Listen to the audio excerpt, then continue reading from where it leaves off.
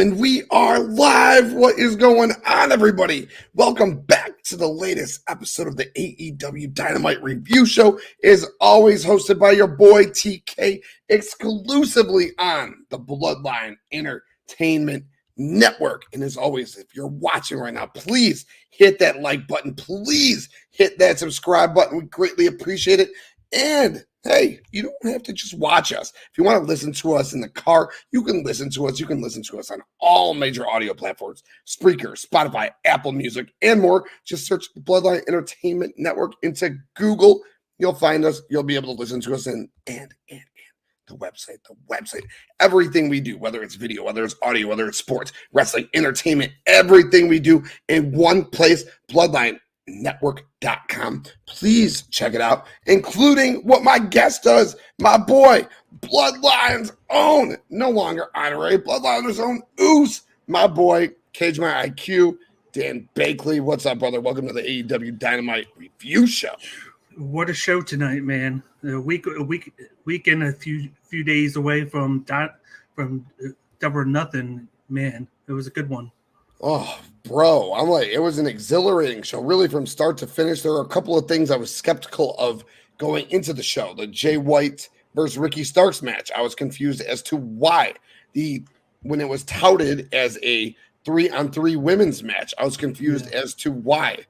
But all in all, what a fucking show. Highlights to you, what stood out to you? Definitely, we'll start with the big one at the end, of course. We got the return of Hangman with a patch on. That stood out.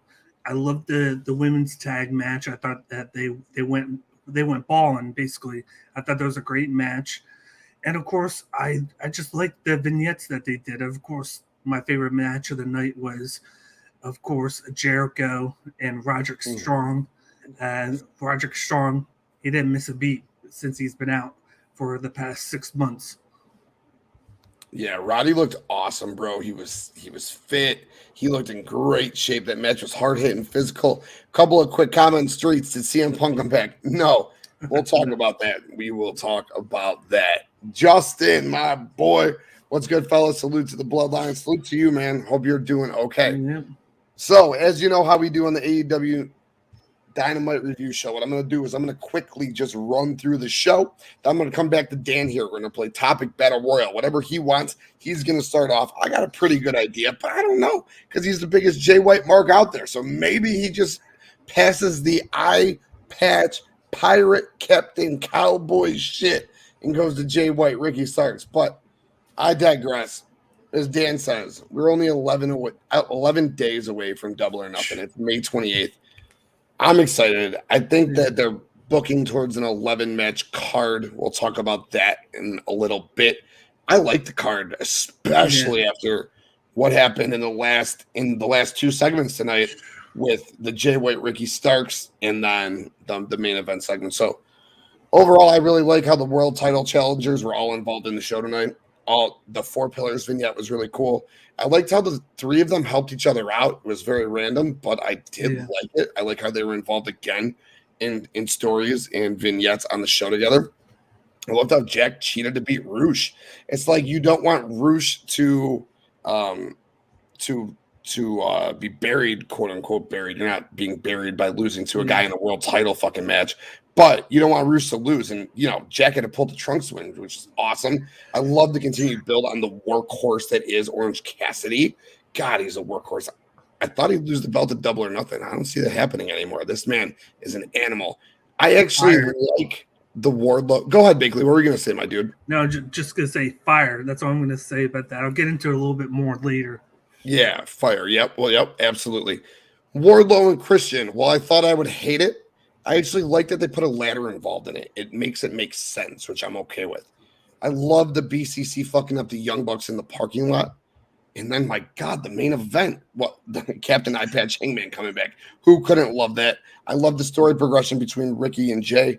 And I loved the tag team match that was DMD and Shida against the Outcasts, Ruby and Toni. That was awesome. But really quick, let's run it. So Wardlow started the show. I was like, oh, okay, we got a big announcement. We got all these matches booked, but it's War Daddy coming out in these super tight jeans, which I didn't mind. But War Daddy comes out, super tight jeans fit, calls Christian out, lays the title in the ring. Christian Luchasaurus confront him, low blow by Christian, chokeslam through a ladder. Hence why we're going to have a ladder match later. That was the opening segment.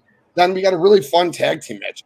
Darby Allin team with Orange Cassidy against Big Bill and Lee Moriarty. I do like that team. I know they were part of the firm. I know the firm might not be anymore, but I do like the Big Bill, Lee Moriarty thing. It's a big guy with a little guy. Who doesn't like that dynamic? They've been wrestling with each other on the house shows, as Excalibur mentioned. I like it. Of course, Darby and OC get the win. It was a fun match, though. Then the BCC attacked the Young Bucks in the parking lot. Mox got in the camera's face and said, the BCC is the elite. God damn, I love that intensity. We're back from commercial break. Renee's with Wardlow. Or no, before commercial break, I apologize. Renee's with Wardlow. Double A comes in. He takes the ice pack that Wardlow has on his face and just fucking chucks it at the wall above his head. It easily could have whacked Wardlow in the face. And says, like, what the fuck are you doing, man? This is what I told you. This is why I should have been out there. Wardlow's like, no, dude, this is why I didn't want you out there. Christian, you want a match? You want a ladder match? I got you. A ladder match at Double or Nothing. Like I said, I dig that. After the break, back to Renee again. I like that this isn't Toni Schiavone anymore. Renee, she's a workhorse. She's with the workhorse. She's with Orange Cassidy. He says he'll fight anybody at Double or Nothing. He looks really beat up, and the announcers are selling it at this point. Sammy Guevara's turn. He comes to the ring. He beats Exodus Prime, cuts a promo about becoming the new AEW World Champion. Sammy's been good on the stick. I appreciate his work lately. Well, I always appreciate his work, but I appreciate his work on the stick even more lately. We got that nice 4-pillar vignette right afterwards. Toni Schiavone hits the ring for his first time and only time. He had Double J, Jay Lethal, Sanjay Dutt, Satnam Singh come out for an interview, get attacked from behind by FTR. They throw Satnam Singh off stage, which was super cool. They get the upper hand. I swear to God, it looked like Double J they were trying to bust Double J open, but he just like couldn't get busted open. Karen Jarrett of all people comes up, fucking hits the low blow, ends up 2 guitar shots, one from Lethal, one from Jarrett on the Cash and Dax. Both guitars had their names on them, by the way, to start the segment. So that was interesting. Karen Jarrett, very interesting. Mind you, she was involved in that Ric Flair's last match thing that also involved Double J and Jeff Jarrett, if you want to go back to that as well. So I guess Karen Jarrett is all elite or something along those lines. Then we get this fun tag team match that Dan was talking about. Toni Storm and Ruby Soho defeated Dr. Britt Baker, DMD, in her car as Shida. It was a really, really fun match. They pointed out in commentary how this was Toni Storm's 4th win in 5 days. That's dope.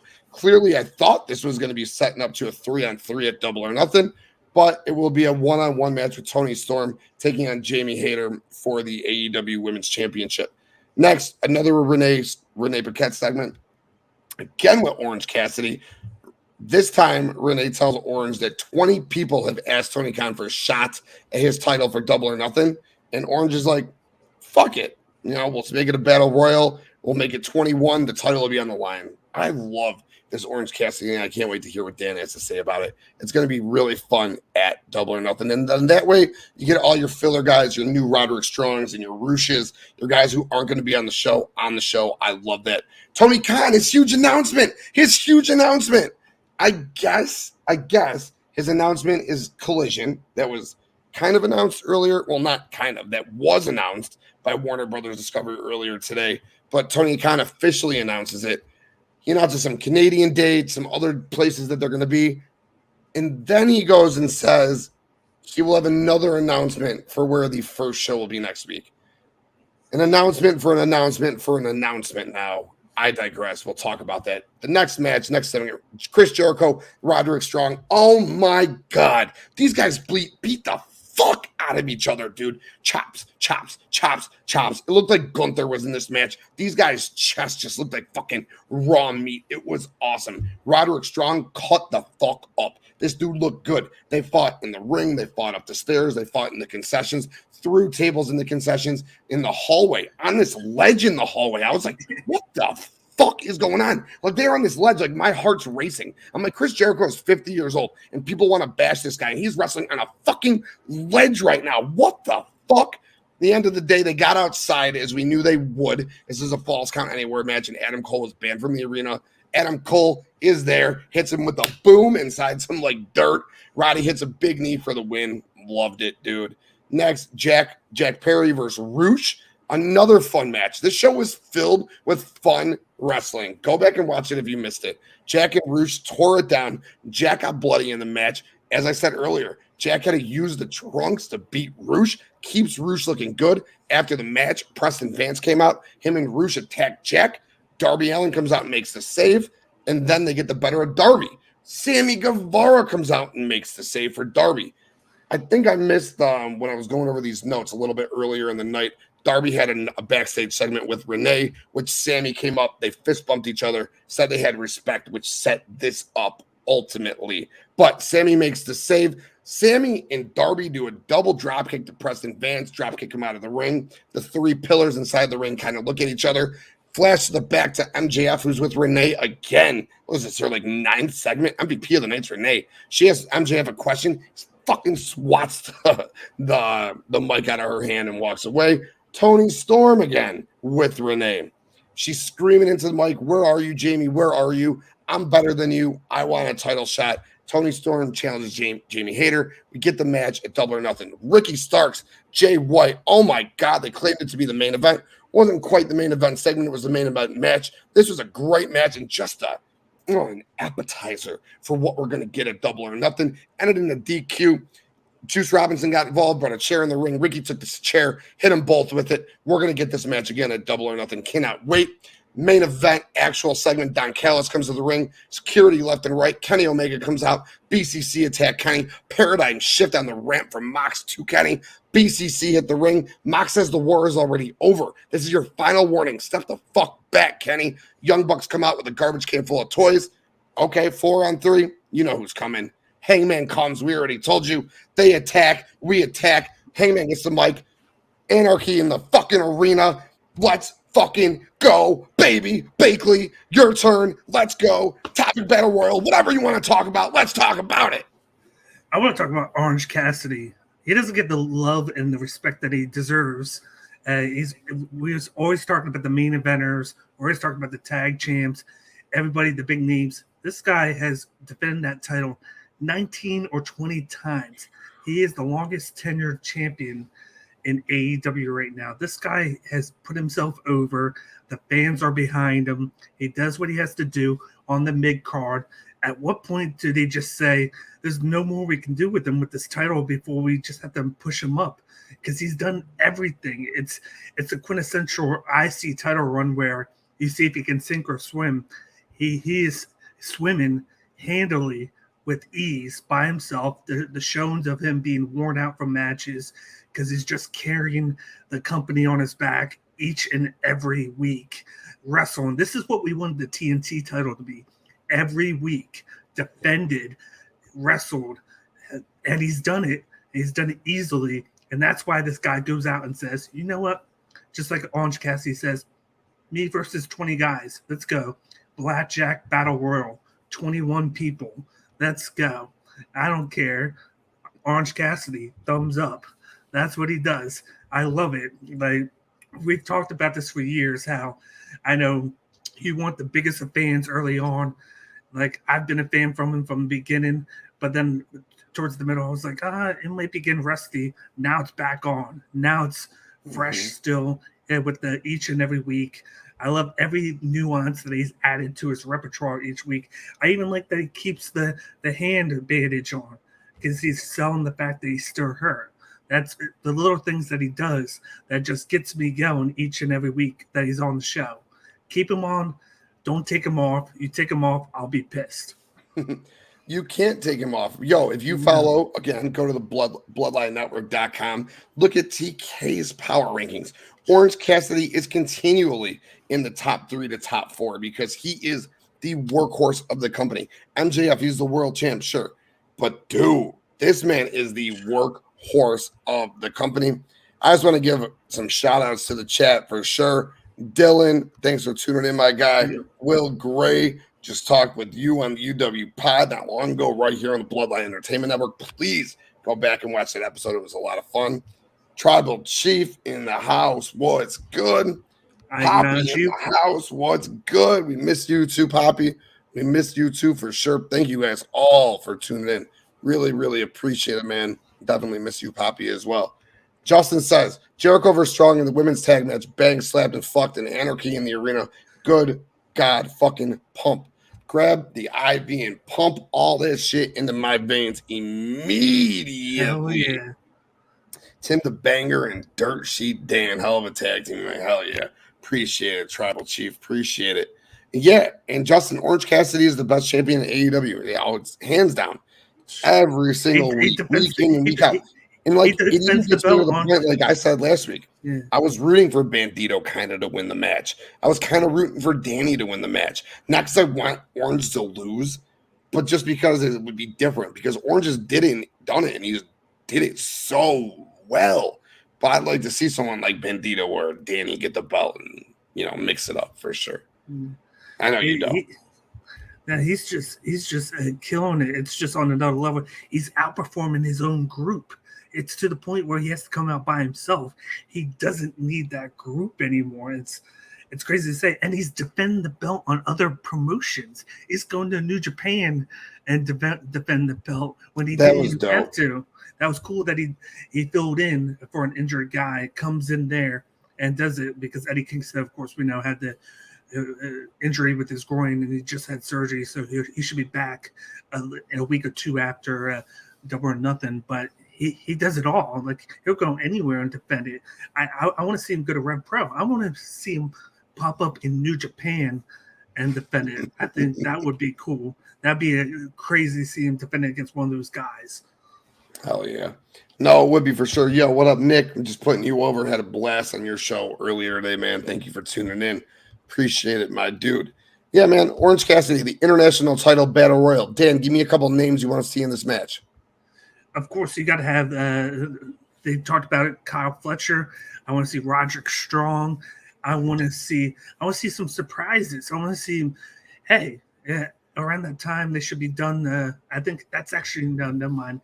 That would be the finals of the Best of the Super Juniors. I want to see guys that just pop up. Maybe a couple guys like Ace Austin or Chris Bay. You get some guys from other promotions.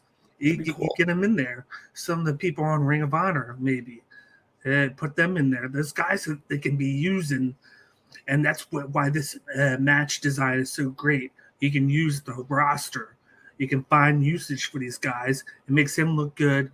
And just like Ivan said, War Ospreay, put him there. Have like a flash from the past with their banger match at Forbidden Door.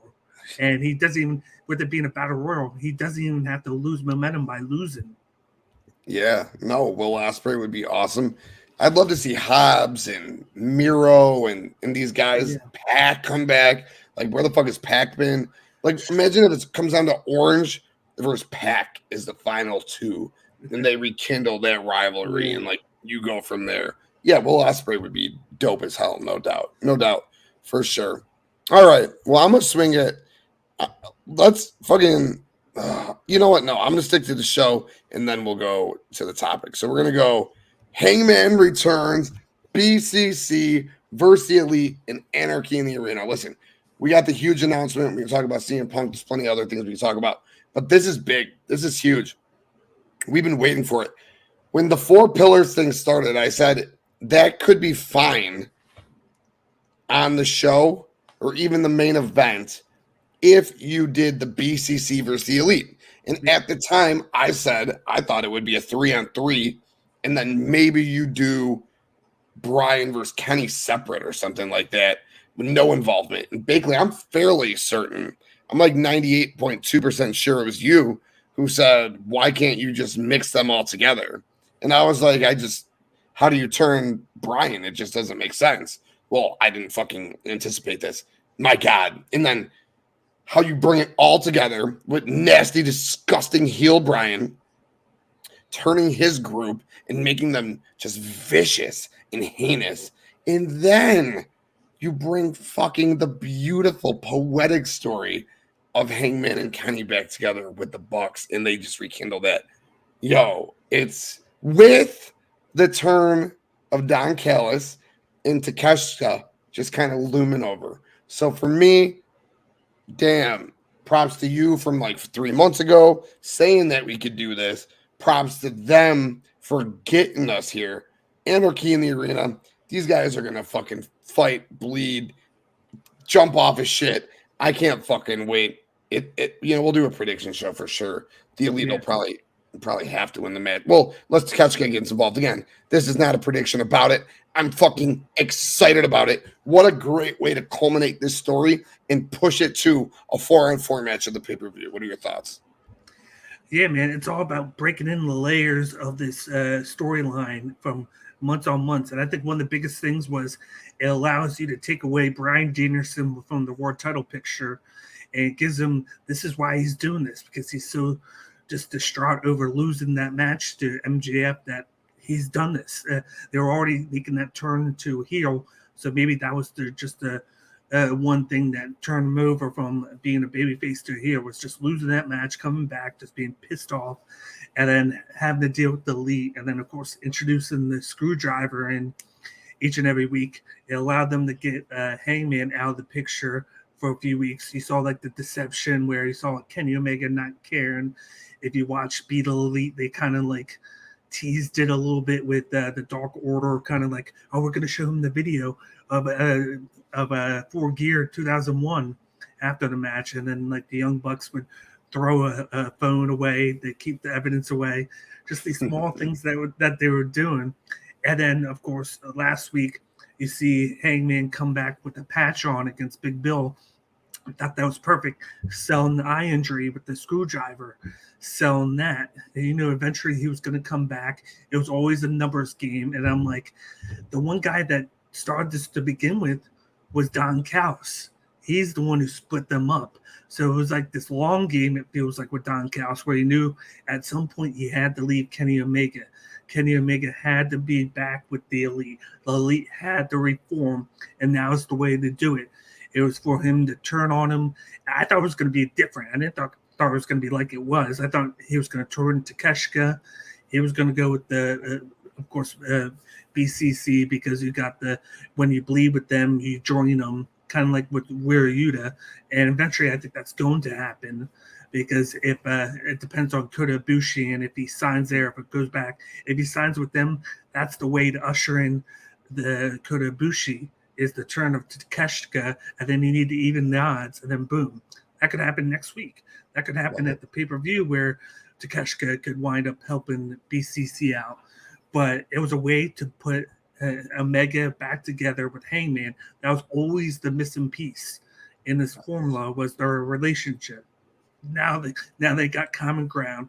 The Elite is back after 2-3 years, and it's perfect. You got two of the biggest stables in AEW, and they're going to go at it in Anarchy in the arena. The last one was crazy, and these guys are more athletes than the two stables before. So now we can up the ante, and it's going to be crazy. And we're going to love everything about it. I'm looking forward to see what they do and how they top that one. And it's a way to get others onto the card. So when you put all of these guys, all of this top flight talent into one match, that allows you to have an 11-match show and get everyone on the show, where you better be putting Keith Lee or Swerve on this motherfucking show. Not on the pre-show, on the fucking show. You know what I mean? Yeah, they probably still would do. They're going to do what people want them to do. And we were ones to say, hey, why are you putting 15 matches on the card, this and that? So they're probably going to have 2 or 3 matches that wind up on the pre-show, and then they'll do like a 7 or 8 match main card, which we'd rather have 11, but it's probably what they're going to do. I'm fine with it either way, as long as they have the matches and they keep the storylines going. Because we've always talked about, don't put so many matches. You don't need it. at least use the pre-show, which 0 out. If they do that, I'm fine with it, as long as it's not 15 matches, 6 hours long. Right. It should be just like Revolution was, 4 hours.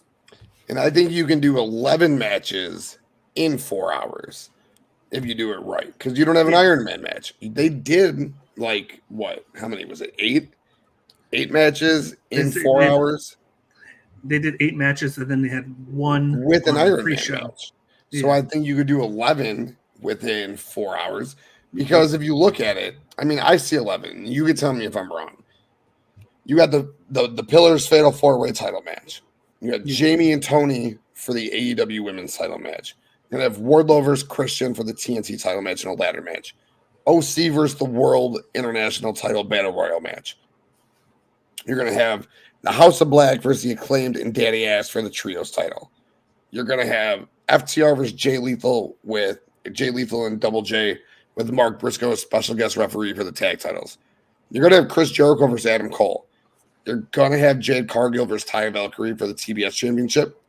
You're going to have RickyStarks versus JayWhite. You're going to have this Anarchy in the arena.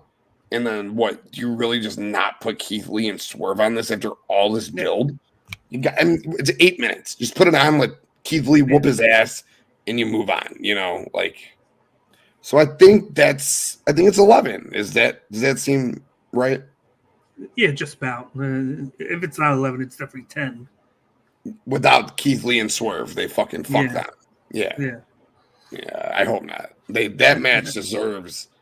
It was a part of the main event when I was at the Milwaukee show. It deserves a fucking pay-per-view match.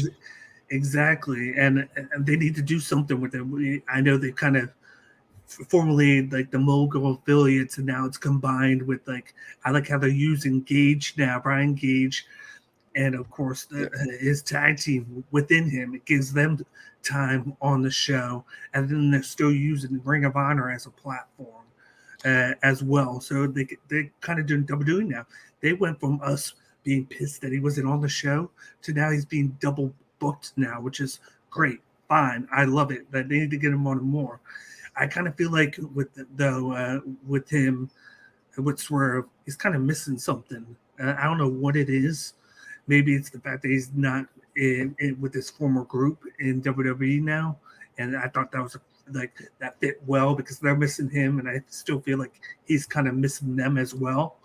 But I feel like Swerve like a month ago could have been the TNT champion.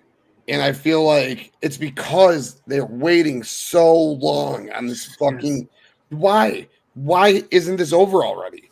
They could have just ended this months ago.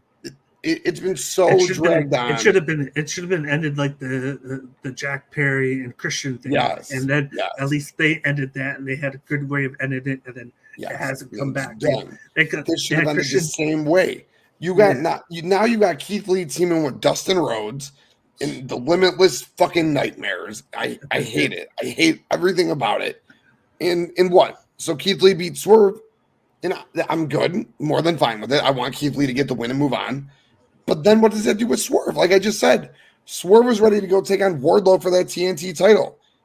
Instead, he's going to get jobbed out, which I'm ready for. I want it. I want Keith Lee to get a big win. But what does that do for Swerve at the end of the day? I'm gonna say it now. I feel like he should be on a Ring of Honor. I'm going to say it. Swerve should be the Ring of Honor world champion. Yeah. Swerve or Roosh. Those are guys, and Eddie Kingston. Those are guys you build Ring of Honor around. Eddie, Swerve, Roosh.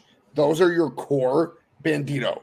These are guys you build the world championship picture around in Ring of Honor, right? Yeah. No.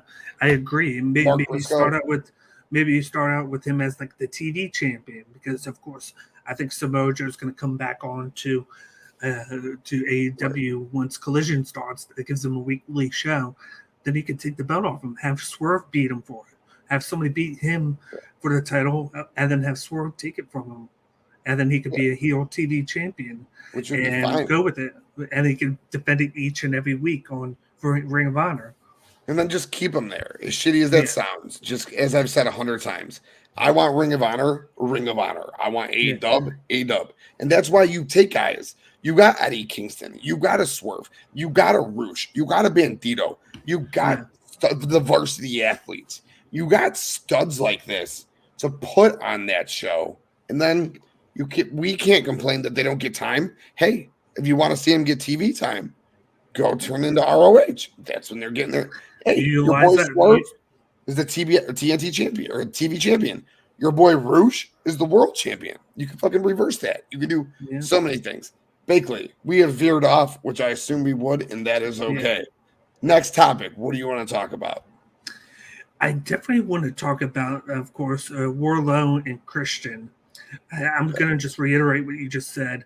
I think it's perfect that they're doing a ladder match. It allows them to allow the interference to be legal because you knew it's going to happen. You know Luchasaurus is going to get involved, and then you know, of course, Arn Anderson's going to get involved to help out him. It makes it make sense. It makes the storyline work to where you have the interference. You can have Wardlow win the match still. Hell, you can even have Christian win the belt, for all we know, and make it happen for a reason. Luchasaurus helps him win. It's always working with the ladder match. The ladder match is always the equalizer in allowing no DQ, no rules, because you have to climb the ladder to get the belt. That's the only way to win. So, I'm all for it. We talked about it a couple weeks ago. Why is Christian getting in this? Why is he going? To me, it works. Because it brings back to the days of him having, and you even said it last week, Tyson Tomko. Luchasaurus is his Tyson Tomko. Eventually, he's going to break away from him and be his own guy. And right now, he looks like a badass in his new gear. I do know that he was off TV for a while with the whole mask defamation that they had a lawsuit AEW did against the guys that were making his mask. And that was part of the reason why I was out. So that got cleared up. I think AEW lost it, but he's using a new guy now to make his masks. So now he's back. He's going to be back on a regular schedule now. He doesn't have to deal with that anymore. So now you can start that whole thing of kind of breaking them apart soon, because I always thought that it was always used for Christian's sake. And I want to see Luchasaurus step out. This is going to be the starting process of it. Kind of like MJF with Wardlow. We wanted to see Wardlow break out. We're going to see it eventually happen, but we got to let the storyline play.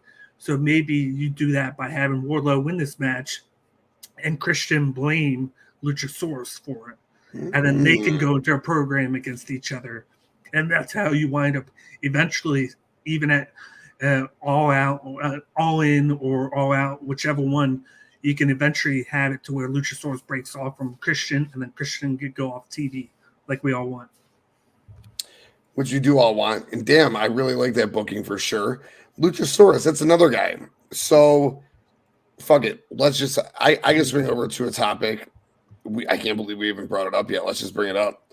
It's Collision. And let me ask you, with Collision, do you want to see a stern, hard brand split? Like someone like Luchasaurus could benefit from a brand split. So if Collision is just Collision, then you know you're going to see Luchasaurus on Saturday nights. Swerve, he's on Dynamite. Keith Lee, Collision. Miro, Dynamite. You know what I'm saying? So you know when I'm going to Wednesday night, I'm going to see Big Miro chop it up with Powerhouse Hobbs. So I guess before we really deep dive into this, let me swing this over to you, bro. We all knew this was coming. We all knew this was we thought this was going to be some semblance of the announcement. Cannot believe we have an announcement for the announcement for the announcement. So talk to me about the announcement for the announcement for the announcement, Collision. And do you want to see stern, hard brand split? Yes, I do. I want to see him do what WWE should have done, and WWE is kind of making a mess of it on their end. I already said the whole Paul Heyman with the visitor mask sticker on going to Raw was just stupid. It made no sense at all. I think they're going to do it, but I think the way that they're going to do it in their own spin is the only people that are going to be able to go on both shows are the champions. They're allowed the champions to do that. Everybody else, they're stuck on one show. Like you got these people on Dynamite, these people on of course Collision, and only the champions can jump from show to show. Say they want to defend the belt, say they're there for a reason, for a storyline. It gives them that reason to do it. Unless you want to have belts on both shows and like you do TNT on one show and international title on another, it'll work for that. But then you still have to have the women's title on one show. Well, actually, you could have the women's title on one and the TBS on another, and you kind of just bump up that TBS title, and it kind of helps out Jade Cargill and bump up her rep by making it more like a brand world title. But then it's still, you still have just the one world title. So you kind of have to have it to where all the champions can float between shows. Because then you get into the mess that WWE made where you have too many titles because you have two sets on each. And then you try to combine it and then you want to split it back up again. So just be simple. Everybody on one show here, everybody the other half on here, and then just have the champions float. That's it. So right now they have 7 champions. All right. So you have, I think we just went over it with the Double or Nothing card. So obviously you got your world, you got your TNT, you got your international, you got your tag, you got your trios, you got your women's, and you got your TBS. So you would just allow those 7 titles to kind of go back and forth, and then you'd have a set roster. Yeah. So no two world champions. No, I believe with the roster, they have over 120 wrestlers. I think there's like 90 men and 45 women. So you could have a situation where you take away the champions. Let's just say 80 men and then like 40 women. So you'd split those up, taking away the champion. So you'd have 40 men, 40 women, 40 men here, 40 men here, and then 20 and 20 here. So you have a split roster there. And that's without the champions. So you can kind of diversify it there to where it'd be equal down the middle. And then you have champs floating on each side. So there's always new matchups that you can make. And then say a champion loses to somebody on Collision. Because they lost on Collision, they have to go to Collision now. And the person that wins the belt, now they can float between both shows. I'm not saying you're wrong or it's a bad idea. I'm just saying it's one of those things. It's tough what you do with titles. It's like it's almost one of those things like you should just have like WWE if they just did brand separation. Yes. World champion, women's champion, tag champion, mid card, leave it at that. But then you're like, okay, but the women should also have a tag team championship, which I agree with. Or I think the women should have a mid-card champion. So it really is. It's hard. I do think that we should see some semblance of brand split. Because I want to know, right? Like Saturday night, I want to know I'm going into Saturday night, knowing I'm seeing FTR, knowing I'm seeing is Ivan said here. Knowing I'm seeing Thunder Rosa, knowing I'm seeing Andrade, knowing I'm seeing Miro, knowing I'm seeing House of Black. And then I'm going to know on Dynamite, I'm going to go see the BCC. I'm going to go see the Elite. Now, I get it. You don't want to handcuff yourself to, like, you know, if your roster's sick or if someone gets stuck out of town. You want to be able to kind of flip-flop. But it as a fan, and you can speak on it, you want to know what you're going to get on that show. You want to be surprised, but you want to know who you're going to see on that show. Now, I guess you go back to like the old SmackDown and Raw days. They didn't really have too much brand separation at the beginning, and it was fun. But no one's booking like Vince Russo booked those days. You know what I mean? So I don't know. It's tough. It's tough. Always tough. It's always tough to get what we want, where you have it perfectly, where everything is just done right. But it's like, you do it my way, then it's kind of a little bit unpredictable. But then you do it that way, but then you're going to have the people that complain that, oh, now we have too many champions on top of the too many that we already have because you're trying to do this. But then at least I would say if you do it how you want to do it, just do another world title, put that on Collision, and then you could split, like we said, the international on one, TNT on another, and then you would have to split the women's title and then the TBS title. That would be the only way it would. That would be the only way it would work. But then you'd be taking away the mid card champion, which is fine.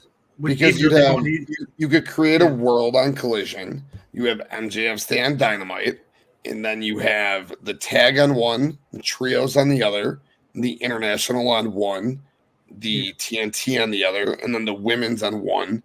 And then Jade basically is like made that belt a women's champ. Well, it's horrible, but like she's treated as if she's a women's champ anyway with the belt. Yeah. So that would be cool too. I'd be with that.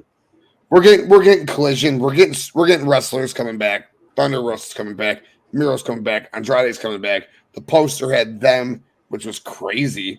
House of Black. It had FTR on there. It had Orange Cassidy. It had MJF. Super fucking dope. But let me ask you this now. Didn't have this man on there, okay? CM Punk. And then I went out on a whim, a big whim, and I said, I guarantee Tony Khan's announcement tonight is that CM Punk is coming back. It'll be for the June 17th debut of Collision. It'll be in Chicago. It'll be at the United Center.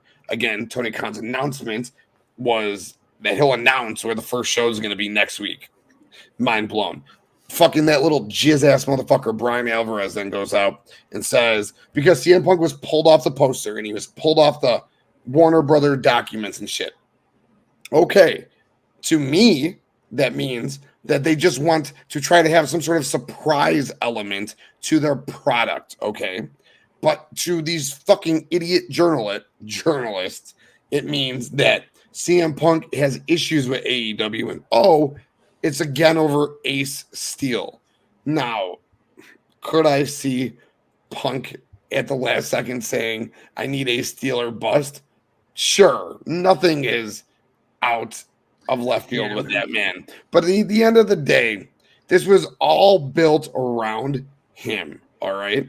The reason he was pulled off the promotional posters, the reason it wasn't announced tonight, is because they're trying to have it be a surprise. So for the IWC to say, he's not coming. He has issues with Warner Brothers. He has issues because Ace Steel can't come is insane. And CM Punk took to Instagram and made all these posts about fuck Brian Alvarez and fuck the dirt sheets. You guys know nothing. The fact that I was gone for that long and all you did was talk about me. The fact that I've been gone for 9 months and all you do is talk about me. I'm the real king, motherfuckers. He's coming back. He's coming back. It'll be announced next week, and I will be there. What are your thoughts on it? I think there's truth to both stories with him. I think it's a little bit of a mixture of everything. I do think that, yes, they pulled him from it, but I think they, just like you said, they want to be surprised because they want Collision to be announced and not be, Punk's coming back. Oh, hey, Collision's here. He wants the brand to be announced, and then Usher and his name being one of the names for it. But then I do feel like at the same time, maybe AEW doesn't want a Steel there because of all the problems that were caused when he showed up. Because CM Punk was good for a while, then he brought a Steel in, and then it seemed like all the problems started with him. So I feel like that maybe might have mixed into some of this stuff. But I think it's something not that big of a deal. I think the dirt sheets, not me, because I'm a true defined dirt sheet. I'm the man of the people. But Dirt sheet Dan. You know it. Check it out every Monday, Wednesday, and Friday on Bloodline Entertainment TikTok. But I think with him, it's just the fact that maybe he's a little mad, but they want to brush it under the rug and be like, come to an agreement with it. Like, be like, hey, we want you back. Don't listen to them, but we can't have him around if he's just going to be the problem that he was before. That's our only caution, is that caused a big thing. We're trying to mend the fences. You're going to Collision. You're the big face there. Maybe down the line, maybe we can have him back. But right now, we just want you. And I think it's something that they'll both work on. And I think maybe that's his sentiment, where he's like, he's just fed up of the dirt sheets talking about him. But at the same time, he wants to be the one that talks to AEW. He wants to be the face that lets his story out. Right. Yeah. No, and it's been nonstop. It's nonstop. It's been 9 months. It's been 7 years. 9 months of nonstop. Bagley, Ivan says, if the titles are brought exclusively to the show, then it's a brand split. Look, at the end of the day, Tony Khan is trying to please his talents, but for me, they should not introduce new titles. I'm with that. Yeah. We already have 7 titles, not including Ring of Honor. So that's plenty of AEW titles. And I love the fact that they're keeping Ring of Honor its own entity, and they're going to keep it on Honor Club. It's been very popular lately. I love the fact that it has its own pay-per-views, 3 or 4, what it is right now. I love that fact. We got even more space for all these wrestlers to work on, and it's with AEW but separate. I like that. Yeah, I thought it hinders AEW. I still kind of think it hinders AEW, but that's a topic for a whole nother day. Devin says, should the international title be the brand title for Collision? Now, that would be really dope. Orange Cassidy would be a hell of a top guy. I mean, it obviously doesn't have to stay on him. But yeah, the international title is like the world title. If you like, it's bigger than the world. Well, I wouldn't mind seeing Orange Cassidy versus CM Punk. Oh man, and Punk is a heel, just like dogging him down, just talking down to him about being what he is. Oh man, I mean, I love Cassidy, but If you never thought you could get Orange Cassidy any more over than you have done in the past 2 months or 3 months, have him drop the belt to CM Punk, have CM Punk be a heel, and build Orange Cassidy up to beat him months down the line to win that back. And then that's that big name, and it would be prestige because you would have made it a world title for just Collision. I kind of like that. I kind of like that suggestion, the international title, and the way Orange Cassidy has built it. Again, yes. I don't mean to put myself over, but go and look at the power rankings. I even said, if you watch the video, I said, it's a shame that I can't put Orange Cassidy number 1 because Max has actually been wrestling and been on TV weekly. So for that, I cannot put Orange above him. But my God, that man is that dude for that company. Orange Cassidy. There's a reason Will Ospreay wanted to wrestle him, and that match was the match of the night at Forbidden Door. My God. But for me, again, I'll scream it from the rooftops. He's coming back. Anyone who thinks he's not is a fucking idiot. He will be back. The announcement for the announcement for the announcement will be Collision, Chicago, United Center, June 17th. Your boy will be there. And that's the 9-month mark of his injury, which they said he would be back. So it's perfect timing. You didn't rush him back. You were able to kind of decompress everything with the roster. Everything doesn't have to be hunky-dory. We're okay. But with what I've heard from with everything with Jericho kind of be the middleman, everything seems like it's okay. Like, we'll forget, but we won't forgive type thing. But, I think that's what nobody liked each other in wrestling locker rooms back in the day. People, Twitter, the internet, it ruined wrestling. I swear to God.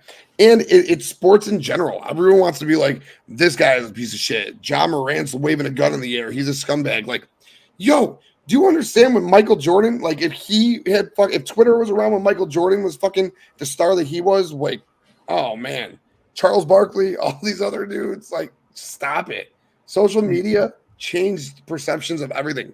Wrestling locker rooms are a place where people have heat with each other. That's all it is. And if those idiots can't get over it, then that's on them. But what does CM Punk bring? Dollars and cents. Bakley, what else do you want to talk about? You want to talk about this match? Roderick Strong and ChrisJericho? Yeah, I was wondering how they were going to do this match because I was like, they just brought back Roderick Strong. How are they going to keep him looking last name Strong against ChrisJericho? Because we know ChrisJericho was going to work a program with AdamCole. It was inevitable after what we've seen the last couple weeks at Double or Nothing. But man, just where they were going, like you said, they were in the ring. They were going everywhere. We come back from commercial break, and they're in the crowd going up. I like the fact that he did the knee to the face, and then he threw Jericho onto the guardrail in between rows. They go to the outside. He uses the concession stand You even mentioned it. I thought it was very random when they go into the stairwell and they go on the ledge. And I started getting PTSD of the time, I believe it was Randy Orton threw Mick Foley down the steps. Yeah. I was getting, and because of the steps look fairly familiar to those ones, I'm like, oh, please don't tell me he's going to do something like that. But they did. They just did the chops on the ledge and then went back out. As soon as I saw them go outside, I'm like, oh, okay, I know what they're doing, because they said that he can't go in the arena. So now they're outside the arena. I'm like, where's he at? I was waiting for him to pop out afterwards. I knew exactly once they were going outside, that's what they were going to do. And yep, he came out, because technically he's not breaking the rules because he was outside. And I was wondering, I was like, where is the Jericho Appreciation Society? Are they going to pop up? But they didn't. So it was Roderick Strong and Adam Cole one up in Jericho on this one. He attacked him. Roderick Strong hits the knee and gets the pin here. And then Adam Cole stands there and mocks him. This is going to set up a match between the two of them. They probably will have a face-to-face next week with each other if they don't break off this thing that they have with both sides where they can't appear in the building, which I think they're just going to throw. I think it was just for this week. But I liked it. I liked this match. They made Roderick Strong look good. They still make ChrisJericho look good as well, because they got to keep him good. He only lost because Adam Cole interfered in the match. So it keeps him fine, even though he took the pin. Roderick Strong keeps his momentum going, and Adam Cole, it gets the match where he's going to keep the move up, because I think he's going to be the guy that defeats MJF down the line for the title. Yeah, dude, that makes 110% sense that Adam Cole will be the guy. Adam Cole will beat ChrisJericho. Roddy getting the win. I popped hard as fuck. I knew the match was going to go outside, but I still it didn't correlate to me that Roddy was going to get the win. Look back, Kyle O'Reilly, he beat Jungle Boy. He beat Darby Allin. He got to the finals against Mox in the world title tournament. Roderick Strong comes in, looks strong, no pun intended, looks strong as fuck. He gets the win in the 8-man tag 2 weeks ago. He gets the win now over ChrisJericho. Dude, if they could ever come together, it'll be fucking awesome. Yes. They will be together when Adam Cole celebrates his world title win over MJF at Full Gear. And yeah, that'll be dope, because I'm with you. That's where that's going to go down. I think it'll be Full Gear this year, where Adam Cole wins the belt and celebrates with Roddy and Kyle and Britt. And I know everybody's talking, they're like, Kenny Omega is not the guy right now. Who's the guy that can top MJF? Adam Cole's getting all the glory. He's getting all the fans behind him. It's babyface Adam Cole. This hasn't happened in years, probably almost ever. We've probably only seen babyface Adam Cole for like 3 months, and then he turned heel again. This is the perfect way, because everybody's behind him. He's a great worker. He was a beast in NXT, and you can finally get that run out of him that you expected when he first signed after the injury. And I think just the stars are aligning for him. You're gaining a guy who just is like the perfect opposite of MJF, because he's great on the mic, just like MJF, but then he can work like a beast in the ring, and that's what you need. I can't wait to see him and MJF go back and forth on promos. Dude, it's going to be so good, especially because it's going to be right around MJF's time to leave the company. And I always thought War Daddy would be the guy, because he squashed him. It would just be that progression. Max would have some matches, including an Adam Cole match, and Wardlow would be the guy. Wardlow's cooled down insurmountably. It's Adam Cole. If they don't fuck it up, he is the guy at Full Gear who should dethrone MJF, and then that's where we're going back. I'm going to go back to your old stomping grounds, the fucking bidding war of 2024. I don't give fuck this belt, or whatever. And Adam Cole does go ahead and he beats him, and then Adam Cole and Kenny Omega, Adam Cole and Darby, Adam Cole and Jack, Adam Cole and Mox and Brian. If we ever get a Punk match, dude, the fucking feuds are through the roof. What we can get, Swerve, man, the potential. And I know everybody dogs on him with ChrisJericho, but I'm like, I love the fact that Chris Jericho is on the roster. He can still go. I think he's doing the perfect thing. He is the guy that is there because he's the namesake, Chris Jericho, and he's putting guys over. It's not like he's winning these matches. He's putting guys over. How many times have we seen him in the last 2 years get into these programs and lose the match? Almost every single time, because he's trying to put these talents over, because if they can beat him, that means something. It's the title of Jericho. That's what I always call it. You have 7 belts, and then you have the belt of Jericho. I thought Wardlow was going to go into the feud, the belt of Jericho, because, Hobbs was done with him. Nah, he's the TNT. Wardlow and Christian. I did not. In a million years, never would have fucking. It's like one of those things like when you're on Twitter and it's like hit the thing twice and that's your fucking random match. Wardlow, Christian, that's your TNT Championship match. I got one more thing I want to talk about with you. Or maybe a couple, I don't know, but this one in particular, JayWhite versus RickyStarks, baby. Your boy JayWhite versus RickyStarks. We all said, like, why is this going on Dynamite? Are we going to get a rare DQ finish and we're going to go to the pay-per-view? We got a rare DQ finish. We're going to the pay-per-view. I enjoyed it mightily. Again, I said it when I was doing the rundown. The match was awesome. The rope spot, Ricky was just giving a clinic on how to run ropes on fucking live TV, dude. And then when he finally popped the spear, I was like, oh my God. And then I love the DQ ending. So I love the JayWhite doing the Uranagi. We've talked about this. He has one of the best Uranagis in the business to the outside. He did it to the outside. I was like, holy shit, then that hurt. But man, I was wondering how they were going to play this out. I think they kind of played it out perfectly because you can run it back. You didn't have to have JayWhite lose, but you made RickyStarks look big in this match. And we're going to get to that because he's a little busy right now in New Japan with David Finlay. That's where he's at, I think, and turning babyface with Huntai. But they were making JayWhite not lose. He keeps the momentum, but he gets the win by DQ because of juice.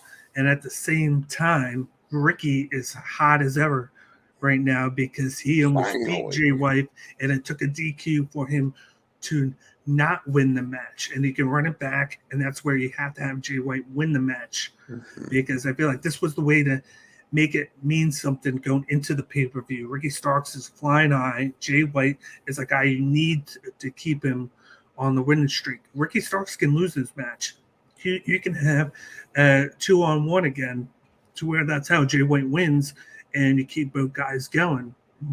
But I think JayWhite has to be the guy to come out of this program with the win, especially with Forbidden Door, where you got that potential where you can have JayWhite go for revenge against David Finlay. And you could possibly have, if they can work it out somehow, where you have the Bullet Club Gold against the Bullet Club. That's where El Phantasmo is going to play in because he's getting that never openweight title match against Finlay at Dominion in the beginning of June. Somehow you can have him lose it, whether you can have him pair sides with JayWhite. Even though I saw a thing on Revolver where they're running a show, and the picture for the show was Finlay with his title with Chris Bay and Ace Austin right behind him with their Impact tag titles. So it makes me wonder what Rick was going to go into that. Are they going to side with Finlay or are they going to side with Bullet Club Gold?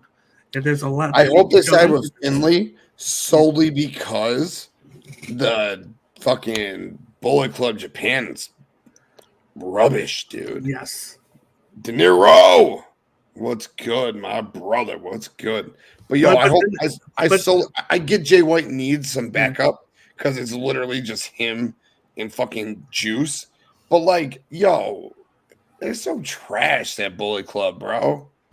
But there's gonna be a name. He's a free agent right now. You don't even know he's a free agent, and I think he's gonna come in and make the mark, and it's gonna come out of nowhere. But let's just say, Gunstun, that's what you're gonna see, and you're gonna see him come back with JayWhite. I know they've had their differences. You said that, and that's interesting because he literally took him out of the thing that he started. Like, he kicked him out of the group that he started. He kicked him out of the group, but then the last we saw of him, he got stretchered out basically of his match against Finley. And rumors have been around that he's a free agent right now. So what about Hikaru then? That's a good question. It's a very good question. He's the champion Hikaru right now. Left the Bullet Club to team with his brother. Yeah. So if his brother rejoined the Bullet Club after Hikaru beat Bullet Club member Kenta for the Strong Championship, then these AEW fans right now are like, what the fuck are you guys talking? Yo, we're giving you a little Forbidden Door lesson in case the Bullet Club on Bullet Club goes down. But yo, what Ivan said right here, I can fuck with this, dude. If you have Scorpio Sky and Ethan Page with RickyStarks, I definitely would enjoy that. Yeah. Ethan Page and Scorpio Sky are two of the most underused talents, period. Ethan Page, period. Where is Scorpio Sky? Where is he at? Let me give you something. Over a year. It's the same thing as where's Miro? Because Bigley, don't you know, if you win the TNT championship and you have a good run with it, you gotta just go and disappear on the island. You won the belt, okay? After you win the belt, guess what you do? Go to the island. Go the fuck to the island. Miro to the island. Scorpio Sky to the island. Cody Rhodes, he just went to the island of the WWE where he got blessed, all right? But he got shipped off. Luckily, we're starting hopefully to get something. I don't hate that Wardlow Christian thing, as weird as that sounds. I hated it last week. I don't hate it with the ladder involved. Weird. Small twist. But hey, all it takes is a little twist of that pencil, Let's see. I think we got the Outcasts versus the Originals we could talk about. And the Four Pillars, I guess. I think we kind of hit on that a little bit. I do like the fact that they're kind of making Sammy Guevara more like pure. I like the motion where he went to him. He was like, I'm tired of being a follower. I'm going to do stuff for me now. It's going to be all about me. That's the perfect thing. He doesn't need to be behind anybody. I loved it when he was by himself, when he was like, fuck this group, fuck that group. I'm going on my own. He won the TNT title. Everybody loved him because he was putting on banger match after banger match. At the ladder match, yes. I missed the cards. I missed the promos with him with the cards. He's got to bring that back. I don't even care if it's as a face or a heel. I don't even care. Bring back the Sammy Guevara that we wanted. And I think this is going in the right direction for now because you're kind of pushing the notion. You got these three guys with the same goal. You got to defeat you got to defeat MJF. But I think MJF's going to win somehow. You're not going to have them because they're going to want to take the pin and they're going to stop each other. It's going to create friction during the match as it should. And that's how MJF wins. But it's going to all do the same thing. It's going to make MJF have to defy the odds to win the belt, to keep the belt, I mean. Bro, I love every bit of this. The Four Pillars story from the start till right now. Every week, it's like, how do they continue this and make it interesting? Yeah. Tonight was fantastic. You literally did a small character switch of Jack and Sammy in it. Like Darby's in the middle, kind of like, what's going on? And you have Team Darby with another pillar in Orange Cassidy. Everything that they did with these men tonight was impeccable. Sammy's character development tonight was great.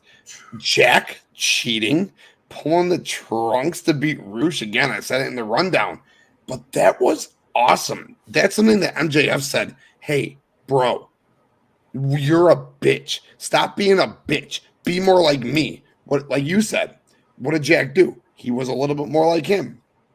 Sammy, I don't want to be so much like you, Max. I'm going to fucking just win. And, oh, man. And what will happen is what you said. During the match, so I'll take turns. MJF will walk out. MJF and Hangman will have to have a match before that. That's the all-out match. It'll be MJF versus Hangman for the world title because the most organic face ever versus the most organic heel ever has to happen for that belt before MJF loses it to AdamCole. So Max wins. So the Elite probably win too. and Hangman goes on to fight Max at All Out. Not All In. Yeah. At All Out. Yeah. I could dig that, and then you could save All In for something else to fit it. Like, I know there's been talks that at least Will Ospreay is going to be on that card. So if he is, you can make it purely to boast the UK wrestlers, Jamie Hayter. She needs to be on All In. And just like Jamie and Saraya one-on-one is a must. Just like I said months ago, you split it up to where that's how you deal with that 15-match card that you had last year. 8 on this card, 8 on this card next week. You spread it up perfectly to where you showcase the UK stars on All In London, and then the American stars in Chicago or wherever it's going to be a week later for All In. That's how you fix that problem and do it right. Yeah, dude, I dig it. Again, I love everything these guys are doing. I cannot wait till we get to that time. But Double or Nothing's hot, bro. Hot. What in particular are you looking forward to most, I guess, at that show? Of course, the battle royal is going to be one that I'm intrigued. I just want to see who they have in it. It's not the fact that itself. It's just going to see the special wrestlers in there. Do we get anybody debuting in that battle royal? Like, I know we've kind of missed that the past year, where we kind of got like stuck in the fact that every pay-per-view we were getting a new debut, and we haven't had it in a while. And this is kind of a perfect way to bring somebody new in, is the battle royal, where they don't have to win, but boom, you can showcase somebody new here.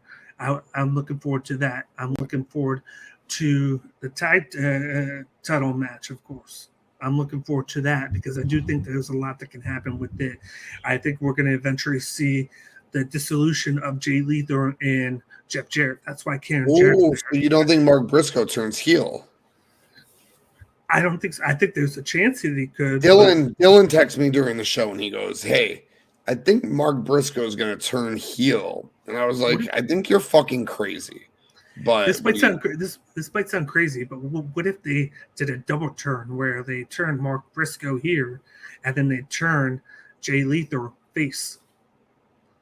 Oh, but what an FTR just stays face in the process? Yeah, because they've talked about the situation where they Jay Lethal just patented the name the Black Machismo. I saw that. He's gonna end up. If you saw I think it was him. His face. I briefly saw a picture as I was scrolling. I think he was a part of the Collision graphic too. So they obviously want to put him over. So Karen Jarrett could blame Jay Lethal from losing the match, and then have Jeff Jarrett leave him. Dissolve that. I don't know what that means with Satnam Singh or Sanjay Dutt, but I know it would split Jay Lethal away from him. Like, I want him to be on his own because he puts on banger matches, and Jay Lethal needs to be on his own. Quite frankly, I think Satnam Singh would be really cool as a babyface with funny Sanjay Dutt as his manager. I think that could go over really well. Exactly. Jay Lethal, hella over babyface on the ROH roster that you could eventually push to be ROH World Champion, feuding with Roosh and Swerve and Bandito. Right in that mix for sure. And I mean, FTR and CM FTR against the Elite. I won't stop until I get it. So, I digress. But what Ivan says right here, okay? This is why I felt that this match couldn't be the main event of a pay-per-view. Because MJF against these three guys, and I mean no disrespect to the other three pillars, Jack Perry, Darby Allin, and Sammy Guevara. Nobody, and I mean nobody, like, I would put my left ball on the line that MJF's winning this match. There is no believability factor that any of these guys are winning this match, and there's no like money in the bank briefcase that leads you to believe that after the match, like something crazy could happen. Like, so maybe after the match, someone has to show up and confront MJF. But at the end of the day, if it's just like Max holding up the title to end the show, then yeah, that's kind of lame. I said from the start, if this is your main event, you need BCC versus the Elite. You got BCC versus the Elite, so fuck it. I'm not going to complain about it. I do get what you're saying, though, because 100% there's no believability factor. And at the end of the day, let's be honest, the BCC versus the Elite or this match, what's the main event as far as star power goes? And ironically, I feel like MJF hasn't been a good champion, in my opinion. I think he's kind of been overhyped. He's a great mic piece, but he's not that great in the ring. He's been okay at best, but he kind of hides it with the fact that he talks great. He's one of the best promo speakers on the roster, and that's what gets him over. And that's probably why they don't use him in the ring as much, because he's not as great. It's like the Roman Reigns thing now. But like, I'm not even going to compare them because they're not even on the same fucking field. Roman has deserved a right after all these years of fucking to just be here every 2 months and do what he does. MJF only here's the comparison. All right, someone compared MJF to Jamie Hayter, and they said Jamie Hayter is disrespected because she's only had 3 minutes of mic time since she became women's champion. And I said, okay, compared to MJF's like 66 minutes of mic time since he's become champion. And I said, cool, that's fair and all. But how many minutes wrestled in comparison do you want to look at when you look at Jamie Hayter compared to MJF? Because Jamie Hayter is involved in most women's matches. Like if you go back to when she won the title, how many matches has she been involved in? How many times has she defended her championship? Riho, Bunny, etc., etc., etc., etc. All right. Plus, how many run-ins has she done or been involved in segments with Britt Baker? So the comparison, when you're trying to just sit there and say, the promo time, they devalue the women because Max talks more than Jamie. No. This time, I'm going to go ahead and commend TK and say, Britt's the strong talker. So Jamie's there, Britt talks, and then what does Jamie go and do? Jamie goes and works her ass off in that ring and shows why she became the champion in the first place. So you can't compare it to me. So I feel you what you're saying about Max. Sure, the talking is there, but the in-ring isn't there. The main event's a tough spot for this match for me still. I have a hard time swallowing it, but you know, it is what it is. I'm glad that they've just left nut on the line, Copy. It's Jizzamania. Let's fucking go. I love you too, but I'm glad they found a way to push this all the way out these 2 months since after Revolution. They've done it. I think a good perfect thing to do next week is to have just MJF cut a promo, and that's what you show. And it's right leading right into Double Nothing, because it's only this is the last Dynamite before that. Have him cut the promo, boom. I think he's going to win the match. I think Sammy Guevara is going to look probably the best in the match. I think he's going to shine there. Maybe you continue that little. He's the most talented of all of them. Yeah. Outside of that, and then you push him in the right direction, like you should have done a long time ago. And then push Jungle Boy even more to the heel side.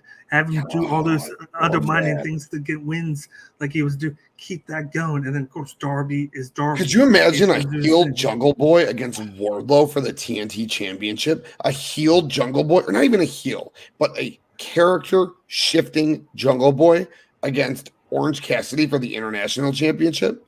Come on, dude. This is where it's at, man. This is where it's at for sure. Let's see. Bailey, put your gorgeous beard on. No. Yeah, dude. I think Double or Nothing's going to be awesome. I think Dynamite tonight ultimately kick fucking ass. I can't wait for Collision.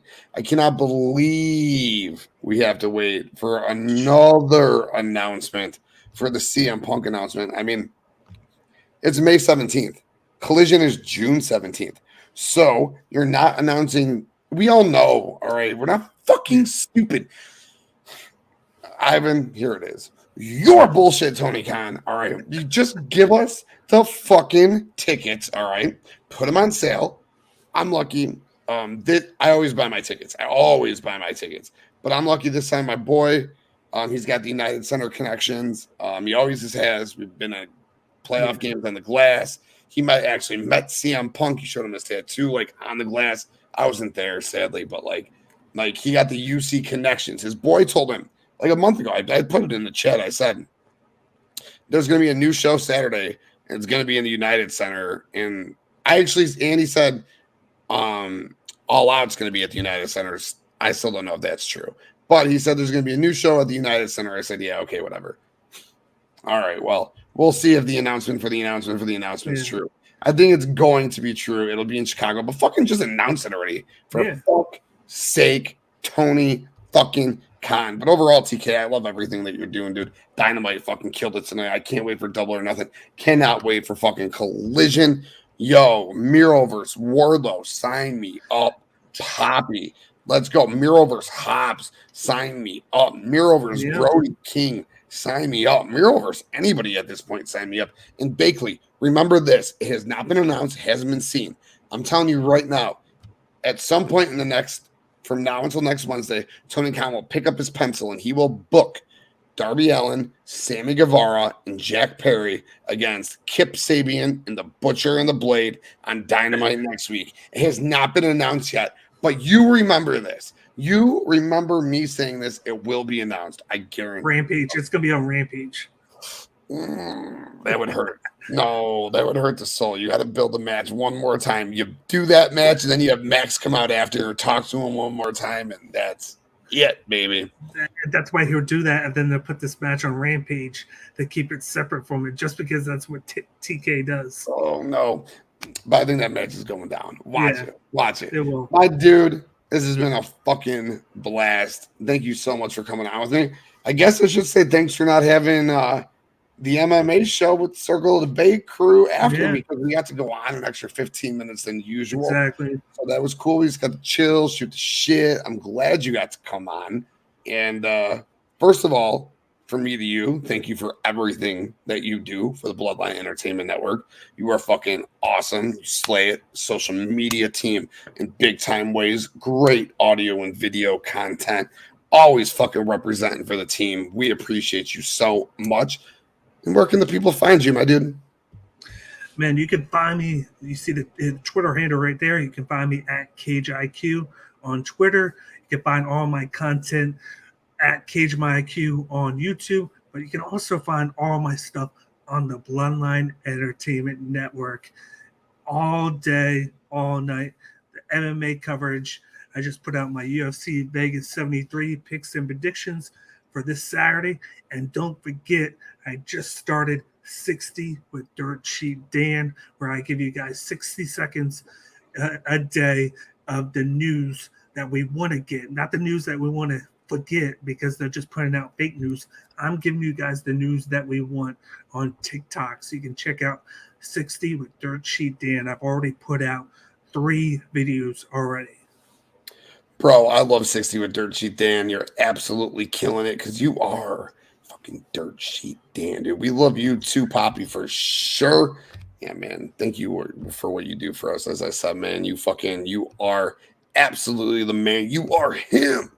And as always, if you're watching this, please, as I always say, please, you know the routine by now. If you're watching TK, you know TK's rundown routine. Please hit that fucking like button. Please hit that subscribe button. We appreciate it so very much. And hey, I added one. We're not just video, so you just can't look. You don't just have to look at our pretty faces. Mine and Dan's and Ivan's and Nick's and Devin's. Pretty JD's. You can listen to us. You can listen to us as well. Spreaker, Spotify, Apple Music, more. Just Google the Bloodline Entertainment Network. You can all of these shows in Streets and Roto, and De Niro and Raw Dog, and then everything else we do in between. And you can find all that. It's all sports, wrestling, entertainment, our videos, our audio, everything we do. BloodlineNetwork.com. Again, the easiest way. Just Google the Bloodline Entertainment Network. Our video, our audio, our website, everything we do come up all in one place. Bakley, bro, I appreciate you again so much. To everybody who watched, to everybody who listened, to everyone who will watch, to everyone who will listen, Follow the Bloodline Entertainment Network at the Bloodline ENT. Follow your boy at the Tim King Show on all major audio platforms. But until next time, we out.